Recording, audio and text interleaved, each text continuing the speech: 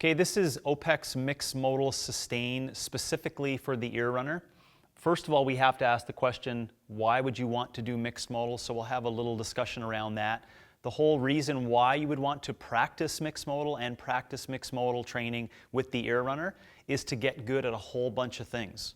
Mixed modal as a concept is to be good in multiple different kinds of work at weightlifting, gymnastics, and cyclical activity, either by themselves, tested for work, or when they're all combined together. In our definition of it, it's going to be combined together with the context of trying to make it as sustainable as possible. And it's fairly simple as an intervention. The beautiful thing around this is that you could do lots of variation for a really, really long period of time. To give you a concept of that, decades and decades of variations inside of this based upon how you can progress it over time. So that should be exciting. The caveat is you want to have eloquent practice of sustain, pain, and gain prior to experimenting with mixed modal stuff and mixed modal things with the air runner. That is highly important. So as you can remember, there are prerequisites that are required for people to do sustain, pain, and gain. And if you're not strong enough, as an example, if you haven't experienced enough just sustain on the ear runner, I would suggest you go through all of that first to build aerobic capacity, to build efficiency, to build volume, to build strength of running prior to trying to put it inside of something that seemingly looks more entertaining and possibly competitive and possibly more variable, but you won't have the capabilities in place to withstand all that transitional things that happen when you try to combine running with a bunch of other variables. Okay? So why mixed modal? Because you want to get good at mixing a whole bunch of things together. That's the whole idea. And within mixed modal and sustain, we still want to have that characteristic inside of our brain, or we called it an overarching theme. We want to be sustainable as possible, and that can be practiced very easily. But don't forget the caveat of being strong enough first, the Sorensen 2 minutes, the split squat loads, and the push-up. And I want ample practice only of ear running on OPEX sustain, OPEX pain, and OPEX gain prior to the practice. Okay? So there's numerous ways that we can mix the ear runner with a manufacturing and mixed modal. Just want to say that there's numerous ways. This would be the most eloquent, most efficient, and practiced scenario of what we call circuit repeatable training, which will allow you to gain the characteristics of sustainability in mixed modal with the air runner. Okay? This is the easiest way, most effective way for people to have fun with it. And so I want you to be able to take it and create some things on your own with different forms of weightlifting pieces and gymnastics so you can make them both repeatable and enjoyable over time. Okay? And the way you do this is you're going to use a time frame, or a distance such as 400 meters as running on the air runner. You're going to get off the air runner right away, and you're going to do some form of resistance through weights, and that can be multiple different forms. It has to be consistent weightlifting activities for around 40 to 60 seconds.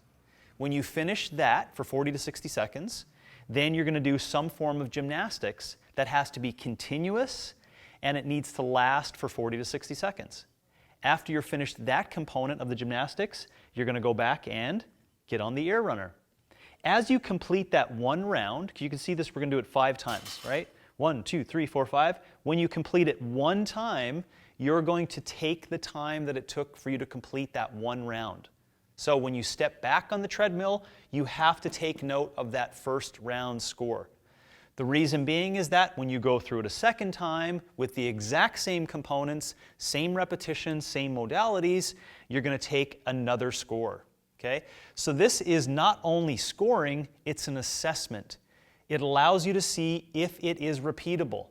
Okay? So this allows you to see if you are actually doing sustainable measures of this over a period of time.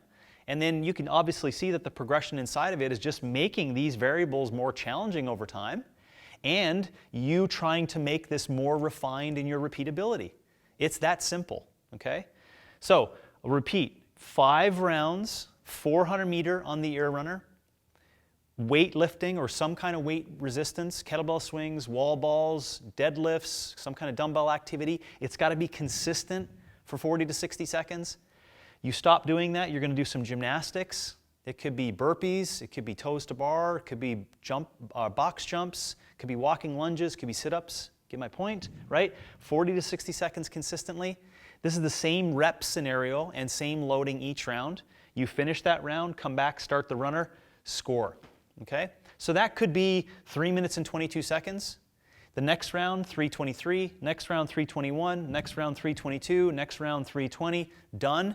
That is a repeatable mixed modal aerobic session, okay? Mixed modal sustain session on the ear runner. What kind of effort is at play here?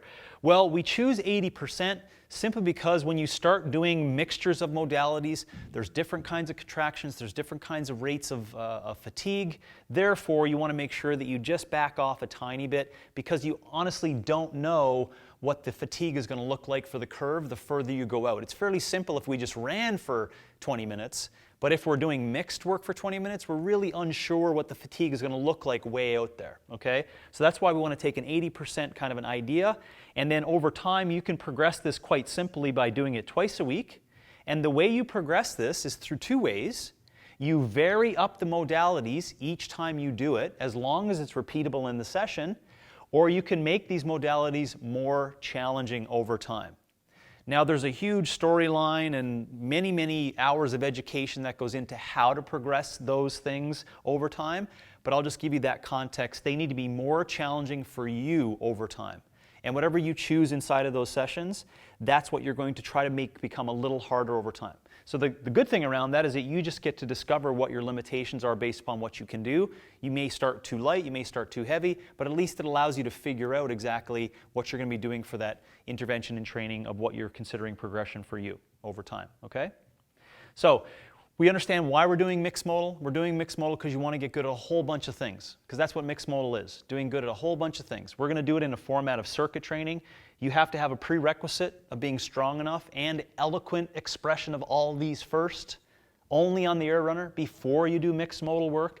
That'll allow you to do this most effectively and get the most enjoyment out of it. If you don't go through this, this is what's going to happen. You're going to go, oh, I love mixed modal training.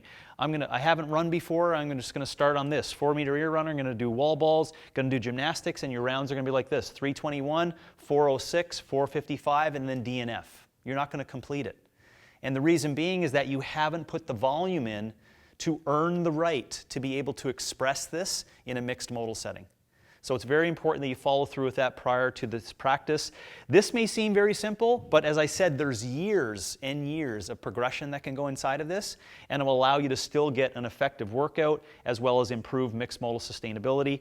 Don't forget, it's like an 80% rate of perceived exertion really of the whole session. That's because we don't know about fatigue that comes on for most individuals in mixed modal.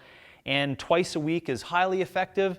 The ... is there, meaning that you can do this for a really long period of time where you can do just a training scenario to see if it's better, and then over time see if you've improved based upon your starting component for mixed modal.